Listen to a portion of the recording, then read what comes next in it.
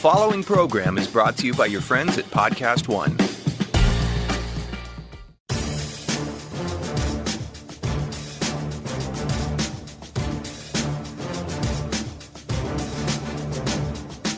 Welcome to RJ Bell's Dream Preview. Weekly winners from his Wise Guy Roundtable. Broadcasting from the pregame.com studios in Las Vegas. Here is RJ Bell. NFL Week 5 edition with my Wise Guy Roundtable. To my right, the bettor, Steve Fezzik. To my left, the bookmaker, Matty Holt.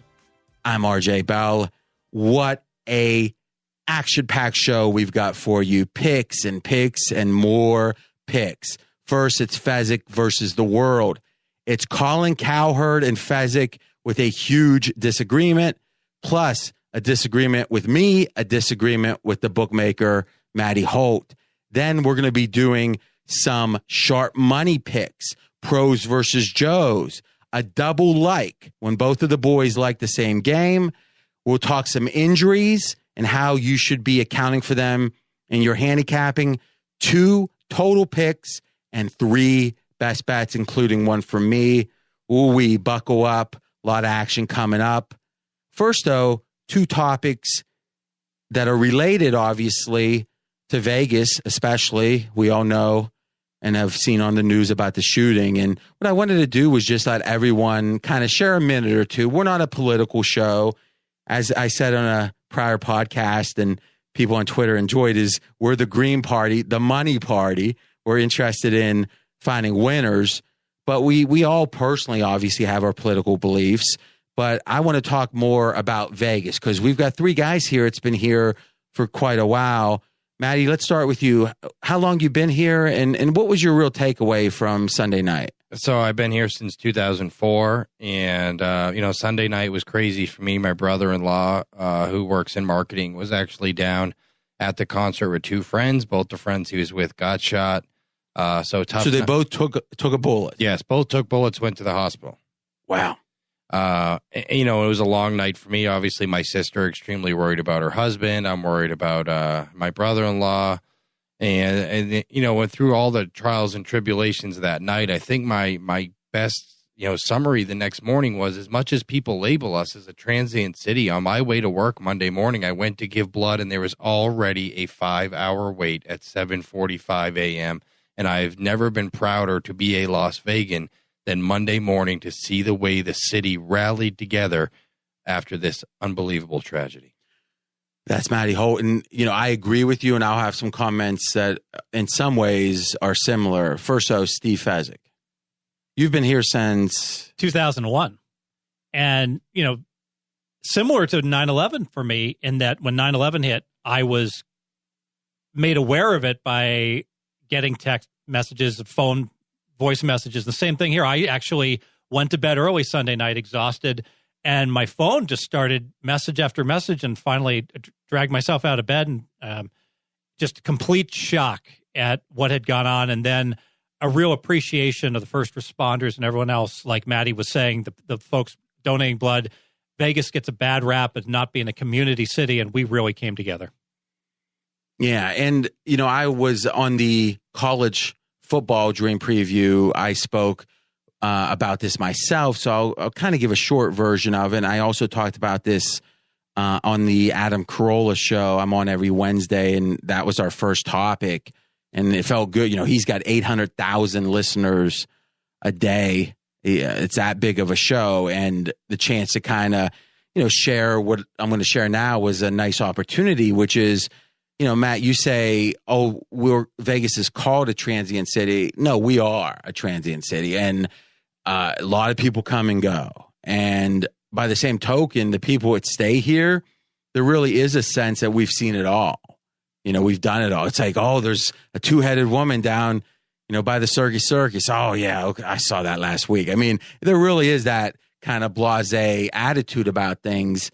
And even, I would say, even things like life and death, there's a real fatalism, in Vegas. Not everybody, but I think across the board. But to me, it feels like because they were attacking in a way what makes Vegas different. So my feeling is if somewhere at, let's say, Cashman Park, right, the minor league park here, Cashman Field, they call it, right, is, let's say there was a type of soft target attack there. Obviously, the city would have cared, and we all would, life and death, we all care about that. But I have a feeling the response to that would have been less than the fact that it's on the strip, it's coming from a hotel room. And think about it. How rare is it that on a Sunday night at 11 p.m. or 10:30 that there's 22,000 people listening to music, right? Usually that's a big, Friday night thing. And this was something that went on, my understanding is multiple days leading to Sunday. And it really was sort of the epitome in some ways of what makes Vegas Vegas. And to attack that, I think caused the town to react with even more sense of community, sense of, this is what we're about. And, I could be wrong about that, but I agree with both you guys is the response, not to compare cities, right? Obviously 9/11 was, and if you just did a mathematical count, was a much bigger thing.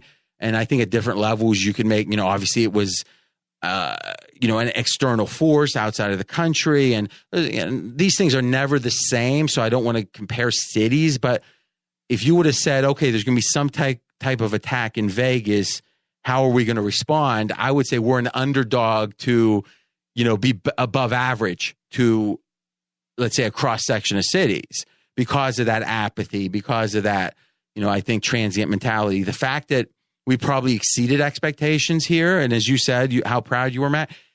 To me, that was an upset, and I think it probably had to do with what makes attacking what makes Vegas so unique. So, well, we wanted to share that, and now we want to talk about more enjoyable things, some of the stuff that does make Vegas unique.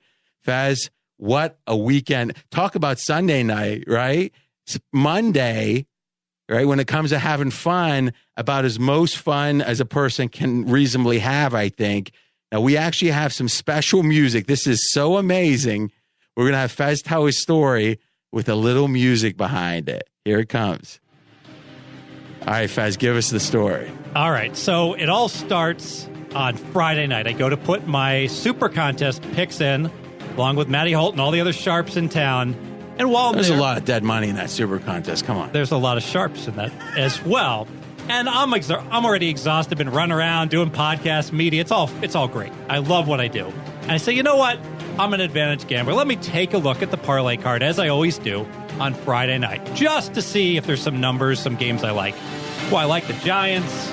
I like the over on Sunday Night Football. It's like, I can get 40.5 on the parlay card. That's a good number. I get the Giants 3.5. We like the Saints. We all like the Saints. I can lay 2.5. This is a pretty good card.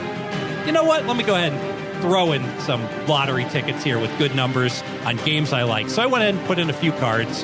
Didn't think much of it. $100 each. And really, I focused on the super contest. That was my focus. But I get home. So just to be clear, the Westgate limits you to 5 cards for $100. If you wanted to put in 10, they wouldn't let you. Yeah, maximum 5. Sometimes I don't put in any when I don't like the card, don't like the numbers on it. But this time I went ahead and put in the 5. Didn't think about it. So Saturday, we're busy. We got the national show and the like. I get home. It's like 2 in the morning. Let me grade my cards. There'll probably be confetti.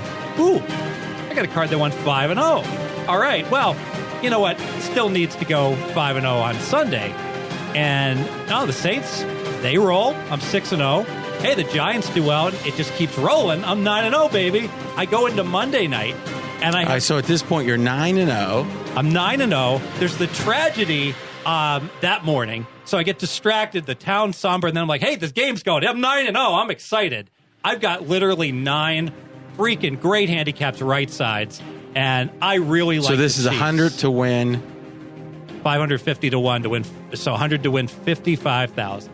Okay, 100 to win 55,000. You're 9 out of 10 there. Now, does 9 out of 10 pay anything? 0. Okay. Ooh. All right, and you've got as the 10th piece. I've got Kansas City, the Chiefs -6.5. A Colin Cowherd blazing 5. The man's been hot. I'm telling him here. But you didn't play Kansas City because of Colin. No, of course not. Sorry, Colin. And I'm watching the game, and to my horror, it's not playing out well. I've got the wrong side. It's clear that I'm going to need to get lucky. And then as the game gets deeper, I do get a little bit fortunate. And it's tied. Well, hold on. Okay, just the tie is the little bit fortunate part. Okay. It's tied, and I'm driving. I'm like, we can do this. And we stall. We kick a field goal. 8 seconds left. And I was like, God. So if they score the touchdown, 7, you got the cover. Yeah, but they don't score the touchdown. Yeah, they stop and they kick the field goal. And I actually thought to myself, you know what, RJ? I said, I had Northwestern plus 7.5 against Ohio State with all those crazy laterals. I say, when was this? 3, 4, 5 years ago. So you're talking about a game from 5 years ago. And I said to myself, I never get lucky. I never get the miracle with the laterals and everything. It always happens against me. I'm so unlucky on games like this. And then I look over. I'm not even paying much attention. I've written it off. They're lateraling it backwards. And they're not lateraling it well. And that ball is just lying on the ground. And a guy picks it up. And then he's running in the end zone. And it's clear path. He's going to score. And like the Chicago Bear a week ago, he just stops on the 4-yard line and starts walking. Why? He's holding the ball out. Leon Letts Are you style. screaming at this point? Oh, go! The Redskin reaches out to strip him. I thought for sure he was going to strip him. No, he somehow doesn't. He gets into the end zone. Who cares if they kick the extra point? And dog to under turns into favorite to over, and it's party time in the Fezzik household. Not just a single. I got a double at Wendy's that night. All right. So, I mean, this, for those skeptical, and that wouldn't be unreasonable, hopefully we've earned some trust with you. But on my Twitter, at RJ in Vegas, is the actual ticket with the $55,000 payoff. A few questions. One, Matty, from the bookmaker's perspective, my sense was that cover was a net winner for the players, right? There was exposure on the Kansas City side. It was about a $350,000 swing for us, and we felt fortunate that it was only $350,000, and I heard one book on the Vegas Strip it was a 7-figure swing for. Okay, so go ahead, Fez. I had a question for Matt, but does that include your parlay card exposure? But you're probably pretty balanced. I know you had 7.5 on your card. Yeah, it wasn't that bad for us on the parlay card. It doesn't include the parlay card exposure or teasers or anything. When you added it all up, it may have been closer to 400, 420, but it was bad for us. We weren't celebrating like you were. Okay, so I think a couple things, Fez. So most people hear the cliche, and most cliches have a lot of truth in them, that parlay cards are a bad bet. What is it? And obviously some of this stuff is real inside, and it's not anything you can really share to any great value, because if a lot of people start doing this, they're going to find a way to stop you from doing it. So understanding this is the rare case. And guys, we are really proud of the fact that we don't hold stuff back. I mean, the reason Matty's here, not only is he an articulate, knowledgeable guy, but he's willing to share information behind the counter no one else is that I've ever encountered in Las Vegas. And Fez, there's other professional bettors, at or near your level. Your willingness to share a lot of this is one of your true differentiators. Let's understand that with the parlay cards, is so niche, you're not going to give it all away. But give us some broad strokes about when you play parlay cards. Yeah, you're looking typically for numbers that are off, oftentimes stale numbers. So a line moves. Example, the UNLV, which was on my ticket, moved up from 13 to 16, and I was able to lay 13 on that game. So you're looking for games like that, but those are few and far between. You might get 1 or 2 on your card. The disadvantage is you get shortchanged on the payout. You don't get what the true odds are if you parlayed it off the board. So you need to get not just value, but great value with the numbers. And this was a perfect storm here this week because there were games I really liked, like the Giants, and I was able to get 3.5. Now, the Giants lost by 2 points, RJ, but that's what the closing line was. But imagine if they'd lost by 3, there was no 3.5 to be had. I was able to get 3.5 on the card, and because of that, I felt that there was enough value to invest in it. Now, there's some cards that are ties win or half-point cards where it will be plus 3.5, minus 2.5. So obviously with those cards, it's find the games you like, find the games that's moved to your advantage, stale in this case, or a way to say it. And then also to fill out the number you need to get to, the idea of, hey, I'm going to take, maybe this line should be 3. I'm taking 3.5. There's some real value there. Absolutely, especially if you combine handicapping with good numbers. The best evidence I can give that just playing off numbers isn't going to work. look at the super contest consensus when people are trying. These guys been paying $1,500 to enter the contest. What's the super contest consensus typically? About 52.5%. Now, that'll win if you're laying minus $1.10. You're laying more than that playing parlay cards, not enough to win. And one of the interesting things, and you mentioned that they limit Fez to 5 cards, and that's one of the reasons we understand as bookmakers we're going to have stale lines on some of these cards. So to combat people playing 10 or 15 of them and just comboing the stale lines with other teams, we limit the people to how many cards they could play. Okay, so the limitation on number of cards isn't just, hey, we don't want to have a ton of exposure against a really sharp bettor. That's part of it. But the other part is, if you could play, many, many, many cards, there's ways to combine them where you are just getting exposed as a sharp to very positive situations, and you're kind of double-siding the other way. That's right. And a lot of bookmakers don't even concede that I have an edge. They just don't want me to have put in so much that they've got all this exposure on one select game that all of a sudden pops up. Oh my God, we got $1 million here on a Sunday night total because everybody played over 41. Okay, so why go to 10? Right, because I totally have understood, and I've dabbled in parlay cards a little bit.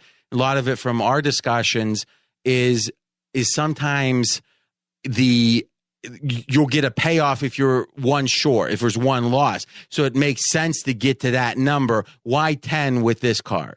Because it was a ties win card, and the payouts on ties win cards on a lot of them continued to double. So when you think about it, why? So the theory is that you're getting true odds on that next pick. Right. So I'm basically laying minus 100. On my first 5 games, I'm laying minus $1.25. But then on my last 3, I'm getting minus 100. I double up with each game. So I kind of have to, if I'm going to play a 7-teamer, go ahead and make it a 10-teamer. Why not? And if you could play an unlimited number of cards, what I would do on those last 3 picks is get a rotation of 6 or 8 picks and just rotate. In a way, you're diversifying. So you're exposing your 7, let's say your first 7 that you really feel good about. Then you're diversifying the rest. Yeah, and the Westgate at free odds. Yeah, but the Westgate, they're very sharp. And so what did they do on the Monday night game? They didn't put the game at 7 because they didn't want people to be playing both sides. So even though it was a ties win card, and this is what the bookmakers have adjusted to sharps like me to make it almost impossible to win, they made it 6.5. Okay. Last question. You had a bit, and again, great celebration. In fact, you mentioned Wendy's, but we have a little special sound for your celebration here. 1 second.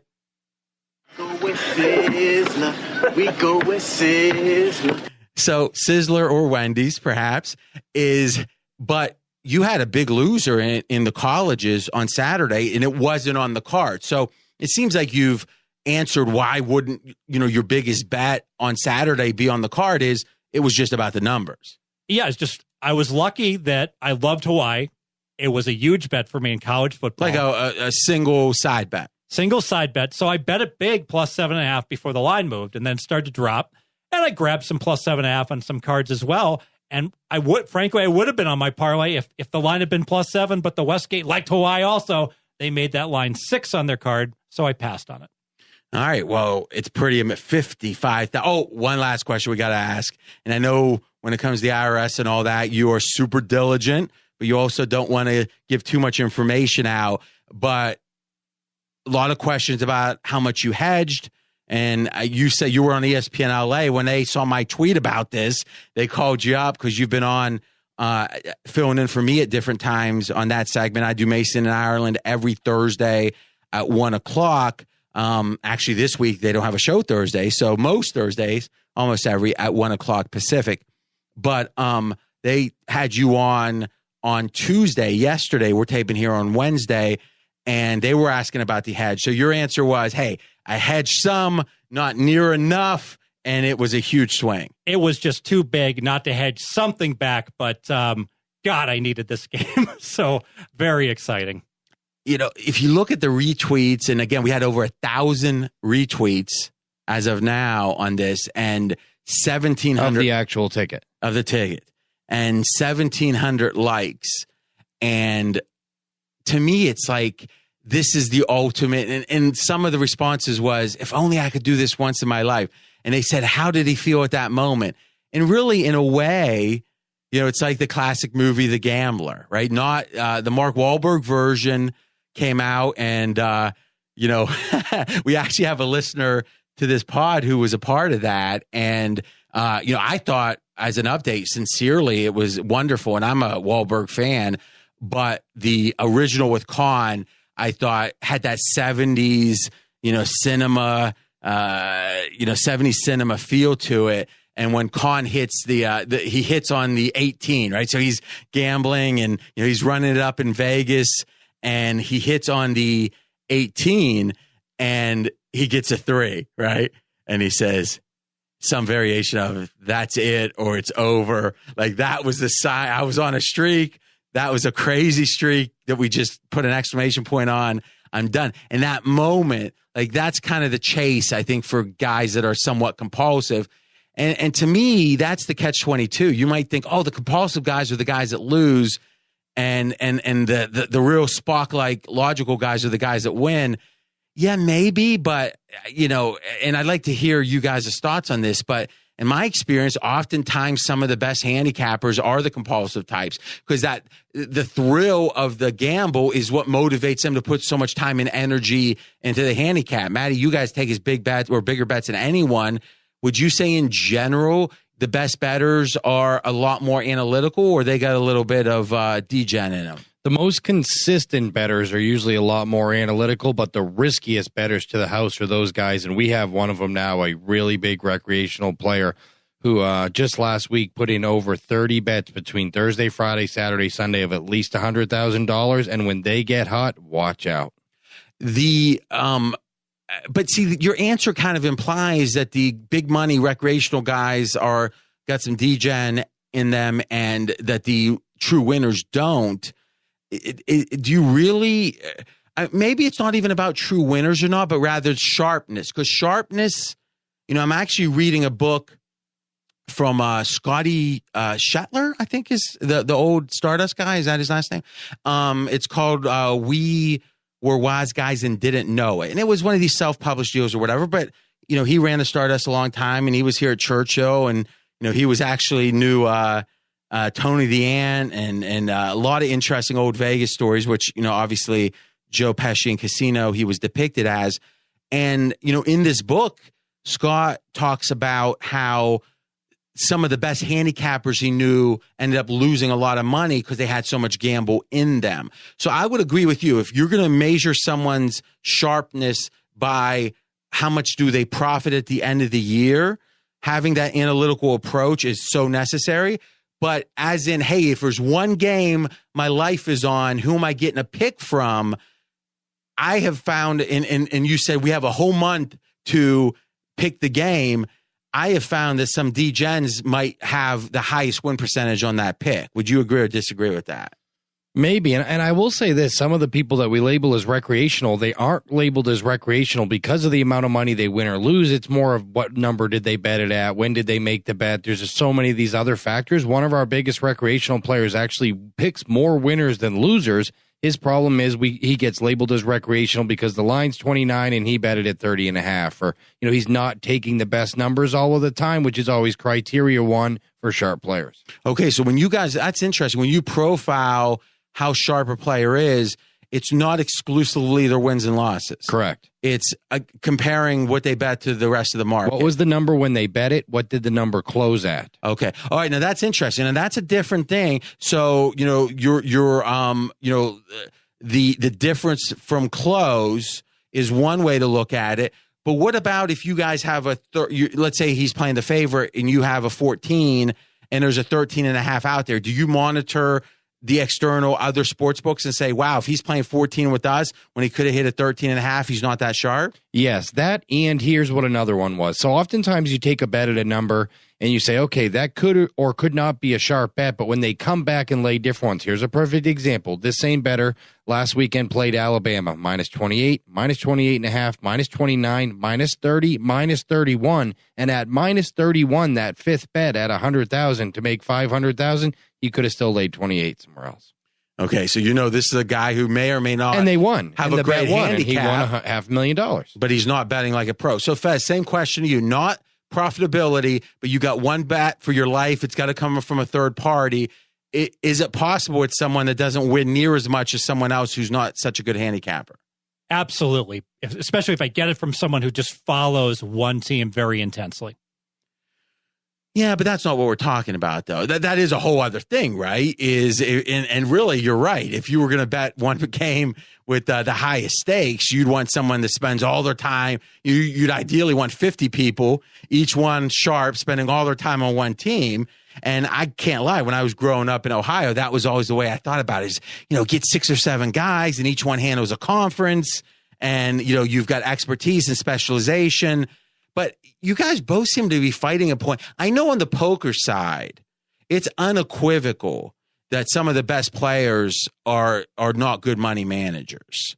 And that, Stu Unger being the best example. I mean, most people, unequivocally believe Stu Unger had the most poker talent of anybody, but no one thought his game selection was any good, right? He just wanted to play, and obviously he would play horse. And you get a guy like Phil Ivey, who has a famous quote, "Life would be too easy if I didn't play craps." So he almost has enough degen in him where he wants to have a situation he's got a negative EV, because then at least the poker game means something because he's got to win. Because if you've got 30 or 130 million in the bank, even if you're playing the biggest game in the world, you're not going to get the juice or the feel out of it. So, and again, you guys are closer to the street than I am with the very, the degenerates and the winners and the losers. But in my experience, being super analytic or being super, let's say, what's the right word? I guess not that. What's the opposite of degenerate? Sober. Being super sober about your betting and really knowing what you're doing as a handicapper, I don't necessarily see them correlated. Yeah, maybe it's a good thing and a bad thing that normally I am the super sober math guy, and here I am with 50,000 riding on the favorite, just like James Conn in the bathtub scene when he's got the Lakers for 50K. Same thing. I got the public team. Guy misses a free throw. James Conn's like, gosh darn it. And I'm like the same. I'm all alone in my office. They don't get the third down conversion. I'm literally the same reaction. Though, thinking of the Marky or the Mark Wahlberg gambler is, if I'm remembering right, he had like the same button-up shirt for like half the movie. But, he's a movie star, so he's looking cool. I'm sure they had 30 versions of those shirts and all that. So they had the sleeves rolled up. And I'm thinking, I don't look, near that good if I just, the day of my wedding, and here's Marky Mark supposed to have been up for 4 days, and he looks better. I guess that's why he's a movie star. The contrast of Vegas gamblers, sometimes we're so busy, we don't shower, we just jump in the pool, jump out, and get to work. I've never done that. You ever do that, man? Not anymore. All right, pregame.com. A lot of lead up there. Now we're heading to the picks. A lot of good stuff, I think, from the boys. I'm RJ Bell. We got, as we said, Matty Holt, the bookmaker, Steve Fezzik, the bettor. First game that we're covering is actually, wow, this is a big game. It's the Fezzik versus the world. It's Colin's disagreement with Fez, and it's the pros versus Joes. So the pros versus Joes is you got professionals on one side, recreational bettors on the other. Let's start with the Colin disagreement. So Fez, you do your power ratings, 1 to 32 every week. Put them up pregame.com on Wednesdays. They're on your Twitter too, at Fezzik Sports, Fezzik, at Fezzik Sports. And right now you've got the Pittsburgh Steelers. Tied for number 1. All right, with?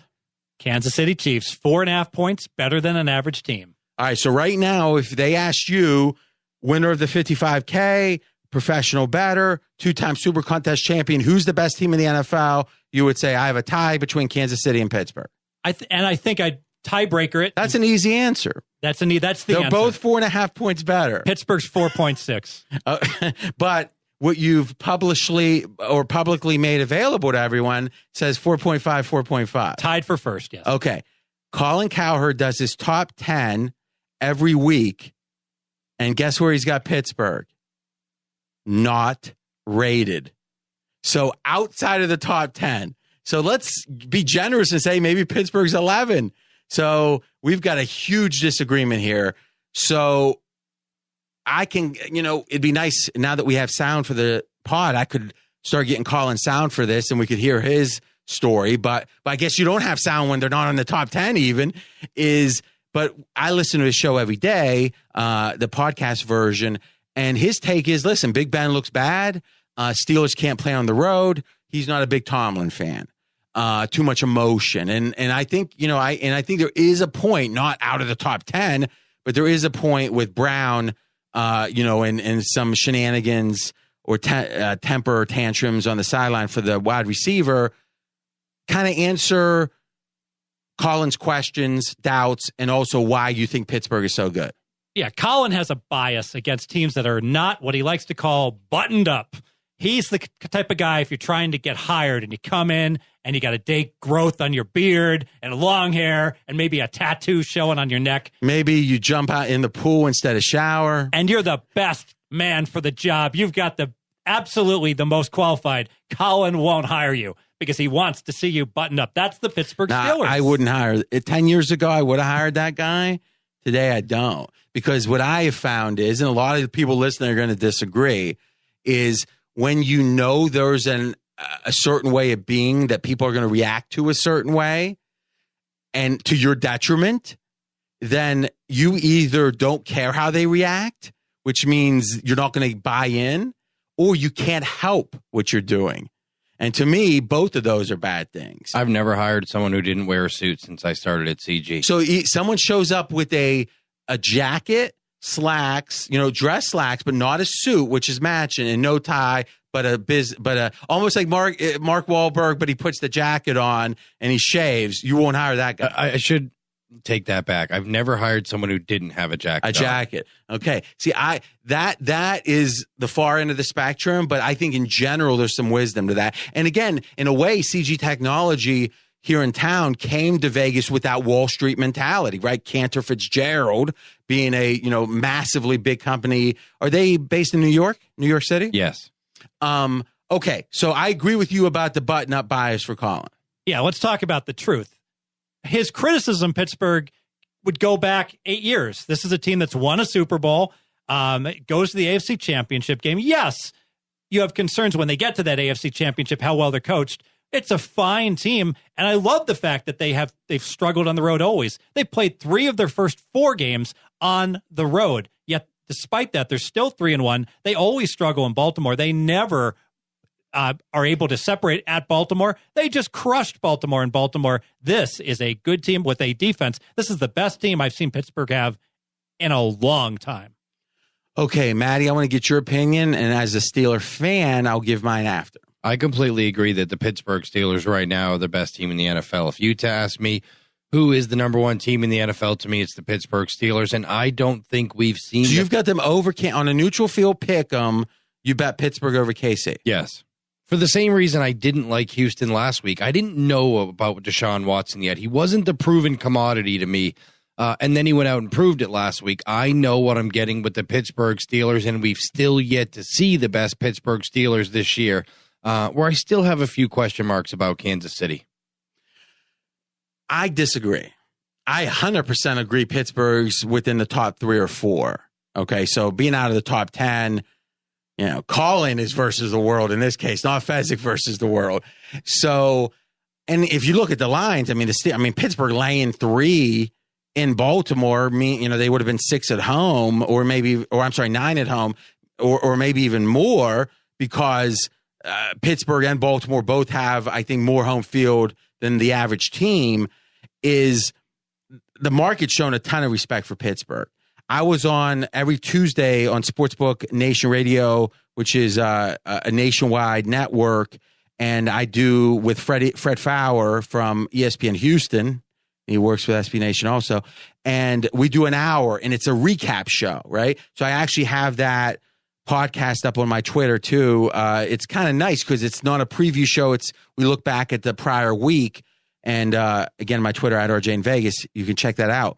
And I said the following: I think Pittsburgh has the highest ceiling, which is different to me. Right now, if I had to bet who's going to forget strength of schedule and all that, which matters, but who's going to have the most wins the rest of the year, I certainly wouldn't have Pittsburgh. I mean, Tomlin's just too inconsistent.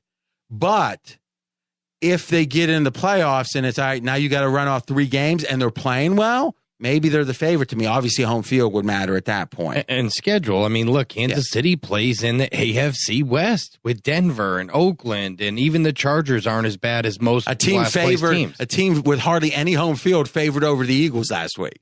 Yeah, I mean, so that's how tough that division is. And the Pittsburgh plays the Browns twice and the Bengals twice and this bad Baltimore team twice. If you told me who's winning more games the rest of the year, Pittsburgh's the favorite. True enough with that. But I'm saying if they all played 1,000 games on a computer and the computer was legit, I think Pittsburgh's ups and downs are too much for me. But I think here's the key.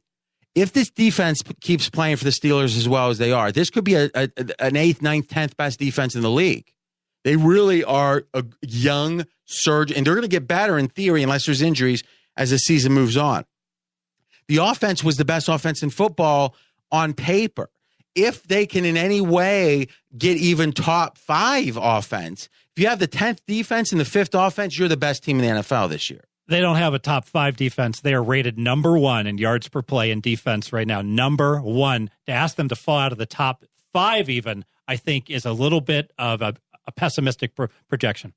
No, that's an interesting point. I was being 10 because I don't want to get too ahead as a fan. I guess in a way, because I am a fan, I get extra conservative with it. But this defense, I mean, Hayden, they made some good moves, right? TJ Watt becoming a force was not expected. You don't expect a guy drafted in the, I think that was the end of the first round, right? If I remember, because they made the championship game.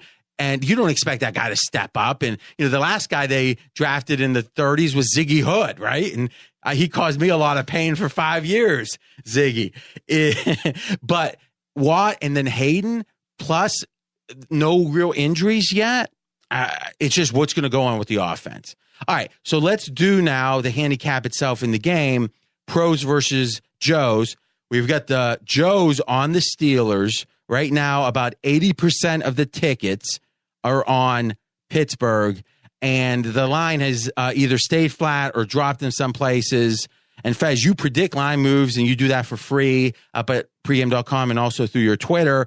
You hit 70+%. You predict this line is going to go down. So the consensus opinion is, even early, is you're going to see some sharp money on the Jags. Matty, let's start with our handicap on this. Interesting note, there has been no losing team in football that has taken more bets from sharp players the last 2+4 games this season than the Jacksonville Jaguars. They're 2-2, right? I mean, 2 years plus 4 games. Oh, okay. Oh, you're saying over the last 2 years and this season, yes, they've taken more bets as a losing team than anyone. Yeah, the Sharps back Jacksonville week in and week out, especially when they're an underdog, and especially when they're an underdog of a touchdown or more.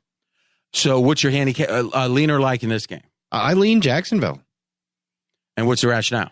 I think the defense is amazing this year. I think this is one of the true blossoming defenses in the NFL. And every time they're an underdog of 7 or more, or even of, let's say, 4 more, and they're not supposed to come with a big effort, they do. Everyone wrote them off week 1. They came with a huge effort. Then they laid an egg. Then they came with a huge effort, blew Baltimore out of the water. Then they laid an egg and lost to the Jets. They tend to rotate after a bad performance. They tend to rebound. I think this defense rebounds. That's a lot of points in 2017 NFL against an offense hasn't quite got on track yet. Leader like. I lean Pittsburgh, all about that defense. Like I said, being ranked number 1. The offense is going to be fine. They played 3 road games. As soon as they get back home, Big Ben is a completely different quarterback at home. Matty's right. The wise guys are going to bet the dog. I will play Pittsburgh later in the week. If I can't lay 7, which is unlikely, I'll tease Pittsburgh through those juicy 7 through 3 corridor, tease the Pittsburgh from -8 down to -2. And again, that can be, even if the line's right, that can be or is an advantage teaser. I guess there's factors like what the total is and the variance of the team play and such. But I don't disagree with that. But Pittsburgh, I think this offense breaks out at some point. I don't think it's the week after Baltimore.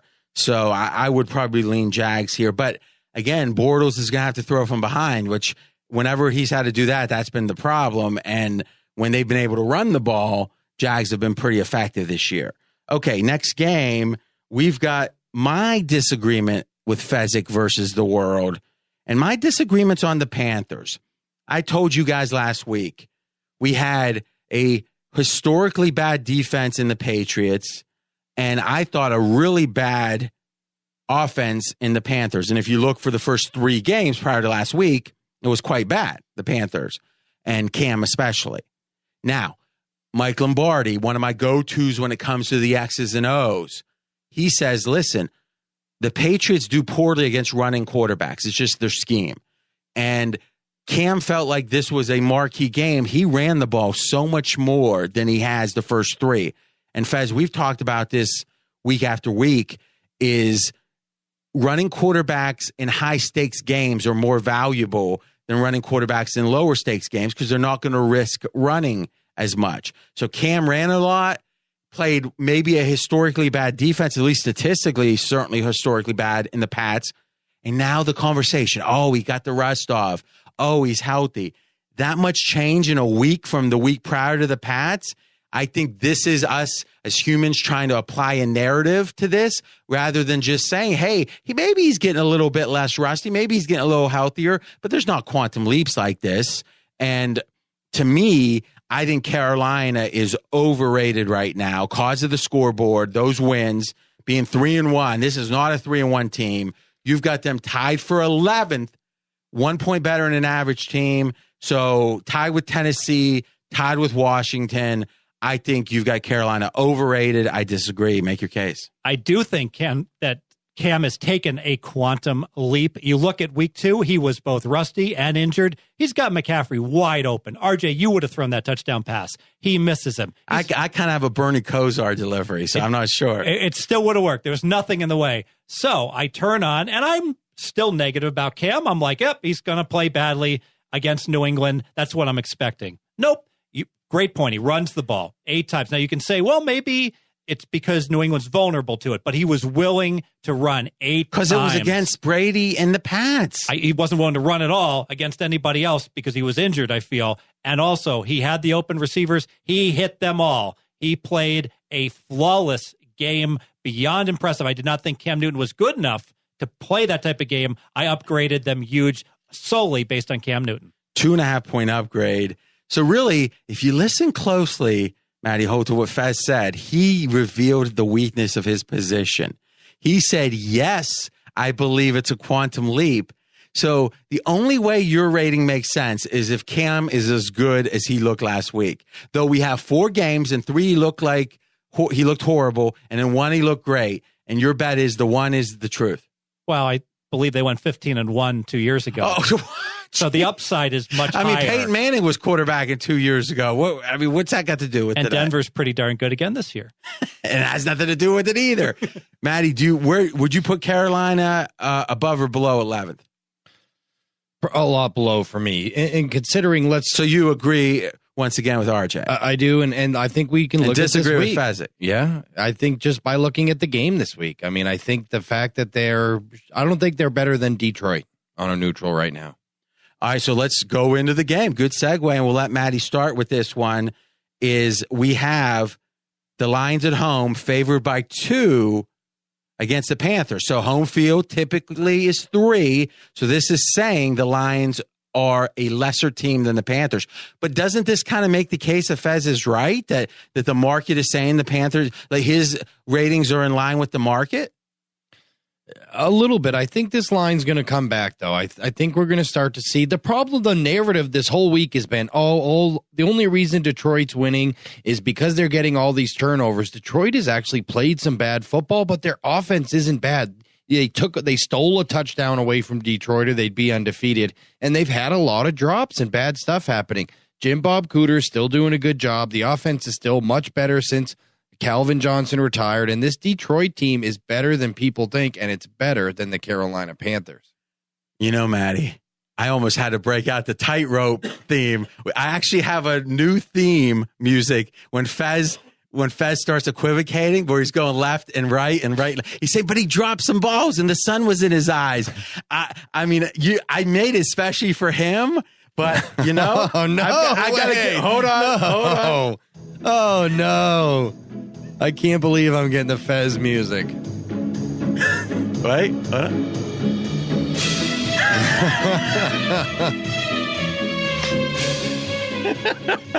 I mean, dude, are you talking about drop passes? Every team drops a pass. Now, I know you've got buy-in with Detroit, right? Because you've been high. How have you reevaluated this Detroit team? Because you said you thought they were a better team than the Packers.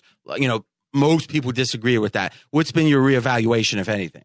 I do love the way they play in the fourth quarter. I love the fact that the locker room's united. It's something that we can't put a value on as analysts. People like Steve and I who analyze data all the time, you can't put a value on a locker room united, and it certainly is in Detroit. But for that matter, their offense, I will admit, is much less efficient than I thought it was the last 18 games under Jim Bob Cooter. Yeah, and if you look at Stafford's numbers, great. But the offense as a whole, like you said, not as good as you would expect with those numbers. All right, so lean or like on this game with the Lions favored by 2. I like Detroit less than a field goal in game. They find ways to win games, and I think they're going to find a way to win a game this week. And that's the classic debate. Do they find ways to win, or are they overrated because there's been coin flips that's come up their way, and thus it looks like they find ways to win? That's the never-ending debate, right? And I'm not sure. I know the math guys lean more towards their coin flips, but I think that there's human beings. If everyone had their memories wiped every week, I think it'd be purely luck. But when you do something in your it's like in poker. You get on we all know when you're losing, if you play poker for hour after hour, it's hard to play well. When you're winning, you have confidence, you make more moves. I think the human factor has to play a role with some of these teams like the Raiders that have disproportionate wins recently in close games, and the Lions obviously meet that criteria. Fez, lean or like on this game? I like Carolina. Well, hold on, though. My apologies. It was my fault, not yours. I didn't give you a chance to respond to Carolina, so you can wrap it in your handicap, but we went to Matty first. But yeah, first with the line forecast, and this is probably what I do best. The money will continue to come on Carolina, and I'll predict the line winds up at 1. As the boss once said, those threes are going, and they ain't coming back. There's a reason the pros grabbed this. Let me make my case. The Lions are massively overrated. You talk about a poker player winning, getting confidence. Well, the Lions are like a short stack poker player that keeps getting dealt pocket kings. It's an easy all in.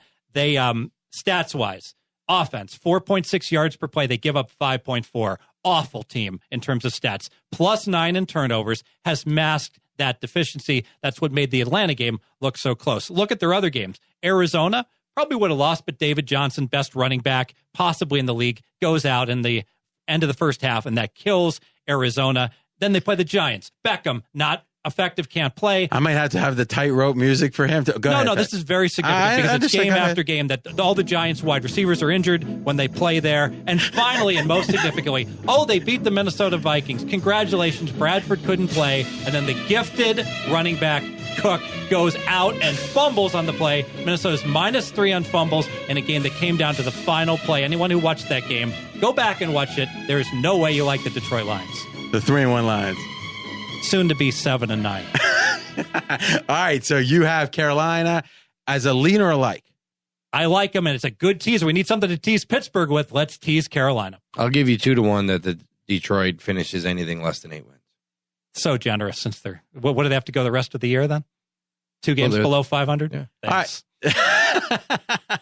The bookmaker comes in.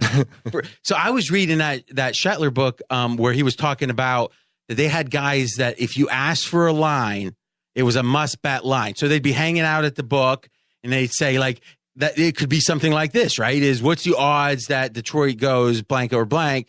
And you would make it and Fez would have to bet one way or the other. Now, in this case, you know what Fez likes, so you would shade it. But I haven't really encountered that. That sounds fun. We actually have done it at the book several times. How's that work? We have put up lines. Look, we're willing to take a bet. You didn't force them to bet it, though. No, we didn't force them to bet. That's the interesting part is the must bet part, right? But I would make a substantial bet Detroit will go under 500 the rest of the year, meaning their season win number would go under 9, given they're 3-1. Interesting. All right, so it seems like, and I think before we move on, this is an important point, is did you have something first?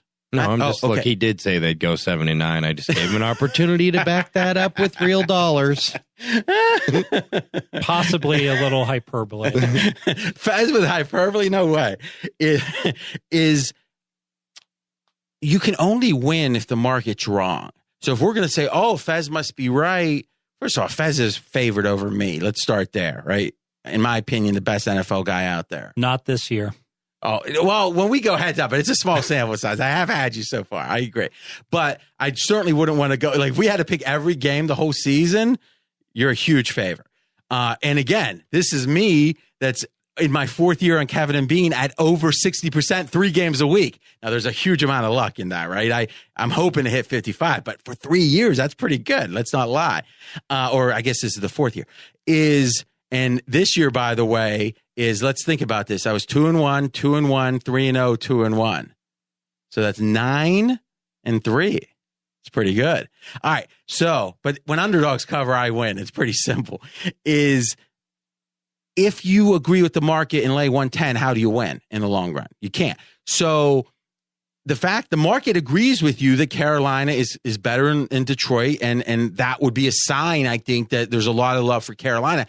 I think that's where the market's wrong. I think that's the bias, is this Cam Newton narrative. And I will say, it doesn't mean I'm right, but I predicted if Cam put up a lot of points and beat the Pats, you would hear he's back, he's healthy, and maybe he is. But isn't it a coincidence it took playing the worst defense in the league? I'm willing to bet the other way. We took no Carolina action in the look ahead last week. Carolina +3. You know how many people bet it? Nobody. But amongst your sharp games, and one of the things we'll be talking about here in a few minutes is the sharp money game of the week. But another one of your sharp money plays was the Panthers at your book so far this week. It was. We certainly look. The sharps are certainly on the Panthers this week. There's no question about that. And maybe I'm biased toward Detroit. Well, we know you're biased towards Detroit. But hey, here's the thing, Matty. This is your first year with us on the full pod. We've done ESPN Radio for many years. You need to be right 55% of the time if you're bucking the market, and you've been bucking the market with the Lions. The fact it looks like you were wrong about that one, hey, that's one of the 45, right? So the trick here, don't hold on to it, because then you get killed. If you start trying to revert, then the tightrope music comes out. Everyone's laughing. No one wants that. All right, next game. Game number 3 is all right, now we're going to rapid fire here, and it's part of the reason we had so much talk beforehand. There's a bunch of injury games, and we're going to go through these very quickly. This is one, though, with a line on it. So we'll give this a full handicap, but a fairly quick one.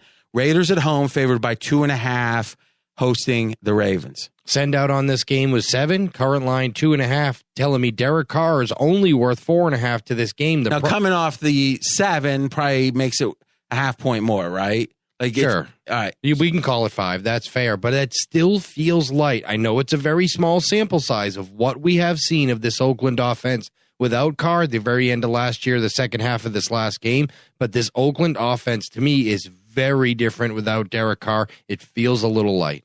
So if you think it's a couple points light, potentially, like 2 points. So there's no other handicap reasonably that could put you on the other side. If you have one factor, you think the market's mispricing by 2 points, you're going to be either leaning or liking that side almost automatically. And you actually like Baltimore here. For that reason, I feel like getting Baltimore off a double embarrassing blowout losses, that you're going to get the best effort possible from the Baltimore Ravens against E.J. Manuel at plus money this week. Yeah, I agree 100% with Matty. I like Baltimore. I think that Oakland's offense was already struggling with Carr. So on our notes, you have lean Baltimore. Lean Baltimore then. I have to look more closely at my notes. Matty made such a convincing case. He talked me into it. I lean. Well, which is fine. Yep. And if you want to do, I love when we change our minds, because that means we're listening. So, 2.5, do you lean or like? I'm going to like. All right, stepping up. I'm going to bonus double like. Because the Baltimore, they came back from London. It's such a tough travel to have to play. It's excusable that Baltimore's, I'm confident Baltimore was a -3 team. That's where they are in my ratings. 3 points worse than average.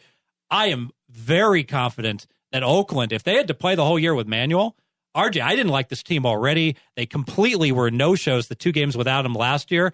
Oakland's like, they'd be like a 4-12 team without Carr. Baltimore's the right side. And right now you've got, without Carr, the Raiders 27th, only 4 teams worse. The Bears, the Jets, the Browns, and the Colts. But with the line at 3.5 or 2.5, it is saying that the Ravens are the better team. But you guys think by a bigger margin than the line. We got a bonus double like on that one. Okay, next two, there's no line right now. So, Matty, I want you to give me just broad strokes of the value of the quarterback. And if you guys have any if-then numbers ready, is number one is going to be the Dolphins at the Titans. And check that. I'm sorry, the Dolphins are at home. Yeah, and Fezzik actually talked me down. I was thinking that Mariota's probably worth 5. He talked me down to 4 because Mariota, his legs and his running ability, much like Cam Newton and some other quarterbacks, so critical to the success of his game that with a hamstring injury, we have to identify the injury here, that even if he did play, his running would be less effective, and thus in this game, he's probably worth 4 instead of 5. And I keep downgrading him. Remember, during the preseason, I said Mariota was worth 6.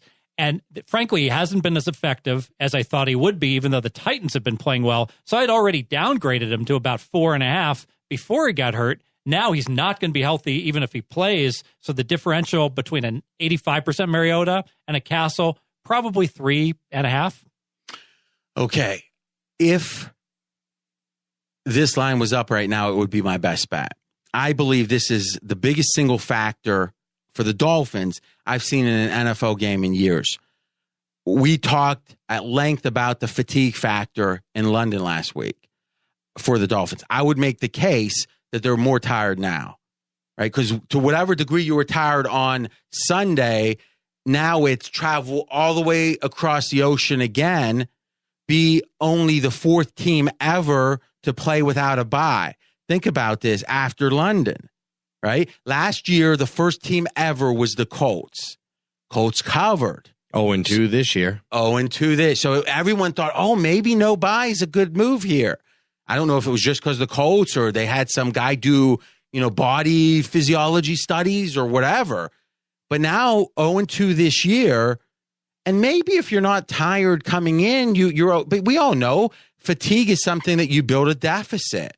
And I'm going to go ahead, Steve. Yeah, and pursuant to your point, Miami's defense the last 2 games, remember, on average, your defense plays 60 minutes. RJ, 72 minutes of game time for that defense. They've been out there a whole lot of plays. That's a good stat. I didn't have that. So 120 minutes, and there was no overtimes because they got blown out twice. And, I mean, think about it. In hindsight, I know this sounds crazy, but in hindsight, if that game was played again against the Saints, what's the scenario that the Dolphins cover? Like if the line was 10.5 instead of 3, and I think it got to 3.5, right? I think if they replayed it with exactly the same human, like if we had a time machine, I think I lay 10.5. And back to the fatigue, remember, they're tied at the end of the first half. The line actually closed 4 at almost every place. So it ties it opened like pick 'em or one. It ties into Miami progressively wore down as the game went on. And now you're the 4th team ever to not have a bye. So I'm going to run through it real quick. Week 3 of the preseason on the road in Philadelphia. Week 4 of the preseason at Minnesota. So those aren't even short trips, right? You might think, playing in, Jacksonville. No, 2 fairly long trips. Week 1, they were going to play at home. Game got postponed midweek. They made a smart decision, I thought, went out to the West Coast. Spent over a week with an extended training camp. I think it helped Cutler, at least for that first game. They ended up winning in L.A. Great, right? You fly back home. You're the first across the whole country, 5-6 hours. First time that you are dealing now with the aftermath of the hurricane, the human element, millionaire or not, you've got to deal with it. Okay, now, home game? No. Couple days later to New York, another long trip. Got dominated by the Jets. Dominated. Come back home. Well, time to rest now, right? To London, the longest trip of the NFL season, and you get embarrassed, and now you're coming back from London? I think they're more fatigued in this game. So, to me, whatever first line comes out, as quick as I can bet it, I'm going to be betting the Titans. And I think I saw the theory is if Mariota doesn't play, that I saw about pick 'em. So whereas, it'd be saying even without Mariota that the Titans would be 3 points better. Does that sound right to you, Fez, or doesn't it? I think the Titans might actually come the favorite without Mariota here because of all the reasons you just listed. All right, so at pick 'em, you would certainly like the Titans. Yes. Okay, what do you think, man? Like, what would you guess the line is if Mariota doesn't play. I was just trying to cheat it right now and see what they put up in the super contest, because at least it's a gauge, because nobody has a live betting action lineup, but I didn't get it in before you asked me. I would guess that the line is probably going to come out close to pick 'em, because I think if Mariota played, and even though we said he's worth 4, I think the number was going to be either 3 minus 20 or 3.5 if he played. And again, going through 3 is very That's valuable. Right. So, okay. All right. So, at pick 'em, I'm taking the Titans, even without the quarterback. Okay. Next game is Monday Night Football. No lineup. We got the Bears and Vikings. I think this one is pretty quick, right? We're at Bradford, 3.5 points, Fez? We were. And I think we still are, because the backup looks so bad against the Lions, but Bradford's not going to be 100%. Let's face it. If he's been out for a couple weeks with what wasn't supposed to be that key of an injury, we got to downgrade him. If when the first week he's back, what's he going to be, 75%? So 3. Yeah, let's make it 3. Interestingly, the Titans are 3 on the super contest. Okay, the Titans are 3. But that's kind of hedging between. What's the chance of Mariota playing, would you say, right now? I would say he's I'd say 55%. All right, so right around a coin flip, which makes sense, right? It'd be pick 'em with him. Pick him without him, let's say. And then we would say, what, about 4? And you're saying, what's the line of the super contest? 3. Okay, so they're kind of leaning towards play. It seems like they're making it unattractive to bet Tennessee there. Yes. Yeah, so... Which, again, they usually shade their lines pretty sharp, so that's a sign of pick 'em. I like it, even without Mariota. Okay, next game, and this is what we're calling a half handicap. It's such a bad game, we're only giving you half a handicap. It's the Colts and the 49ers. Colts are 1.5 at home. I lean Colts here. I've been down on the 49ers all year. I've been bagging on Fez, telling him, in this exact matchup, I told you on a neutral I would take the Colts, even though they're saying San Fran's a better team here. I think Jacoby Brissett, despite the fact that we all admit Seattle is the toughest road place to go play in the stadium, as a young quarterback, only making his 3rd career start, handled it well. They were up 15-10 at halftime, imploded in the second half, and they got blew out. But he has played well at home. I expect him to return back to home. This Colts team has showed more grit lately in the regular season than they did in the preseason without Andrew Luck. I actually like the Colts in this spot. I pass, but I do think the number one factor is hope for the Colts, in that Brissett's playing better. And, Andrew Luck coming back to practice does not look like a lost season anymore. You know that the game or the 2 games before he comes back, you probably get a better effort out of the Colts. Okay, so energy with the potential of, or the likelihood of, Luck coming back. That's an interesting point. And we always talk about teams off really bad emotional losses. San Francisco actually had the lead in overtime. If you went back, I think, and looked at how many teams have actually had the lead in overtime but lost the game, it's an overwhelming stat toward team scoring first in overtime winning. Okay, so speaking of the Seahawks, we're going to have a double like, one of the only double like of the week in that game, coming up in a few minutes.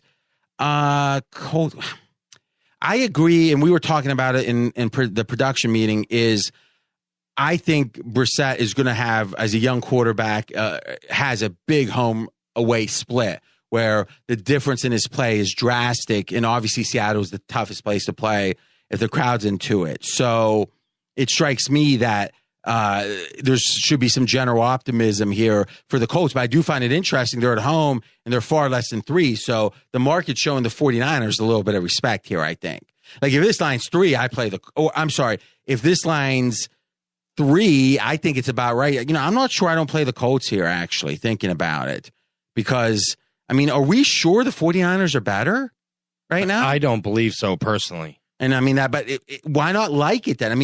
Should the line be 3? Because if you can lay 1.5 for 3, that's a take off the rubber band play. I think if we made this line at halftime Sunday night when it was 15-10 Indy, it is 3.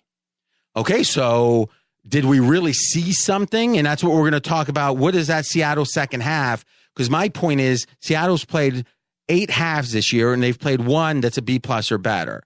What did we really learn in that half? I'm not sure, but. So, Fez, let me ask you, you only have 1 pass in the whole game, the whole day, and, actually multiple days, including Monday, and you pass this game. So why not bet the Colts? You believe the 49ers are clearly better. Yeah, my power ratings have their defense. Matty and I disagreed on this. I actually think the 49ers D is quite good. I think the fact that the Rams put so many points on them that they get unfairly blasted for that. Their stats say that they're really a good team, but my gut says they're going to lose the game. Hold on a second. I'm looking at your power ratings right now. Big difference. No way. You've got, on a neutral field, you're saying, what? On a neutral field, you're saying that the 49ers would be 4.5-point favorites over the Colts. Yeah, I've got San Francisco. No, I mean, yeah, you could repeat the numbers. It's a 4.5-point difference. Yeah, I don't think Indy's a good team at all. So my response, I say, you have a 4.5-point difference. Yes, one's -9 and one's -4.5. Okay, thank you. Now explain. How are so let's talk about the teams that the 49ers. So you're saying the 49ers will be favored over the Dolphins right now? There's no debate. 4.5 and 5. Yes. Okay. And you're saying the 49ers would be only a 0.5-point underdog to Arizona? Yes. That was a bad line when Arizona, they just played, and it was just a bad line. I said it was a bad line. Then why isn't this a huge bet? We're coming off of 3 with the home field. I get it. So let's say this is from 3 to 1.5 is 2.5 points, right? Because 1.5 mathematically, but let's count the 3 as double. So there's a 2.5-point difference in this line. You're saying it's 4.5. Why not make a monster bet on the 49ers? My power ratings say I should. My gut says that Indy under Brissett is going to improve, and they just got blown out on national TV in a game that was 18-18 in the middle of the third quarter. Misleading final score. But I tell you this, stats-wise, Indy has a horrible offense, and they have one of the worst defenses. They're really a bad team. I just don't. Can you really just keep referring to these yards per play stats after 4 games? Do you, and maybe you're right, but do you trust these numbers that much right now? Yes. Because if so, why aren't the Rams the second or third best team?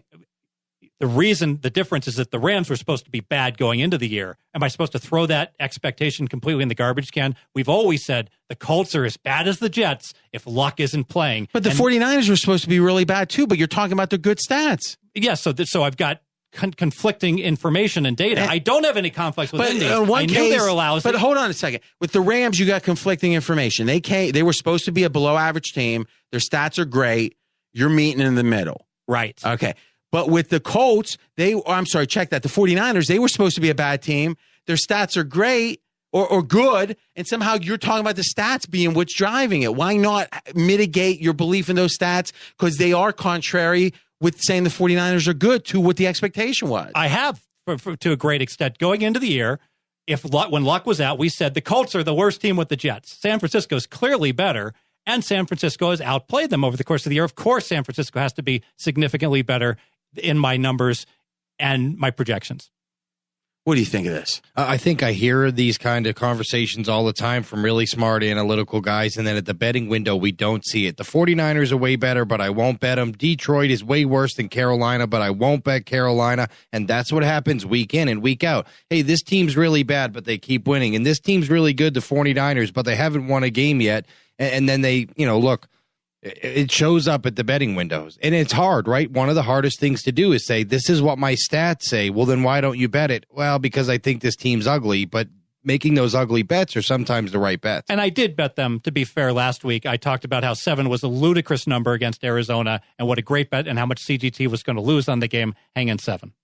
Okay, so, they didn't hang 7. The whole world hangs 7, right? They can hang whatever they want. I feel like the whole world was 6. I feel like this is a fictitious 7 out there on that. All right, so last thing about this 49ers. So Detroit's a team you've got way underrated relative to to the public's belief, and the 49ers you got overrated. So let's think about this based upon the public's belief. So you've got -4.5 for San Fran and -1 for Detroit. So 3.5-point difference. Home field is 3. So you're saying that the 49ers at home would almost be pick 'em, maybe would be +1 against the Lions. Absolutely. Under Shanahan, who would you be betting there, Matty? Yeah, probably Detroit. Under Shanahan, do not underestimate that complex offense, and it's going to take a while. Well, it's been a while. We're in October. They will continue to improve.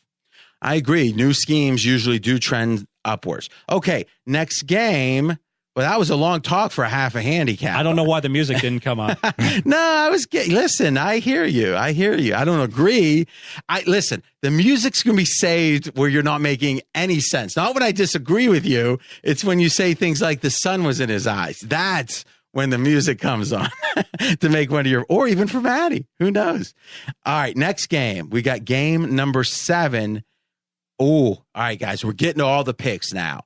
These are the 2 total games. Each of the boys get 1 total a week, and this is the total they really like. So this is a nice pick, and a lot of you guys know the totals markets are often softer, so there's some real value here. And this is Matty. It's the Eagles and the Cardinals. On the side, Eagles at home favored by 6.5. Both these teams have to travel from the West Coast to the East Coast this week, so a little bit of travel issues for both teams. This Arizona defense is the only reason this team is hung in games. They kept the San Francisco 49ers out of the end zone entirely, the entire game again last week. This defense is playing great football, and this Philadelphia offense isn't that great. Missing players again.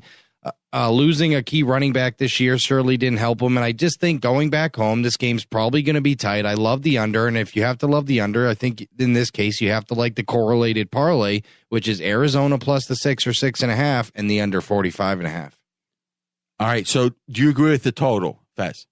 I do. I agree with the parlay as well. I'll lean with that parlay, which makes a whole lot of sense to me, that I think that the Arizona D is going to be able to shut down any non-elite offense. And with the injuries Philly has, they are certainly not elite, even with a good O-line. Now, my understanding is, and maybe there's been an update this week, but the Eagles were hurt in their defensive backfield, right? Has that cleared up?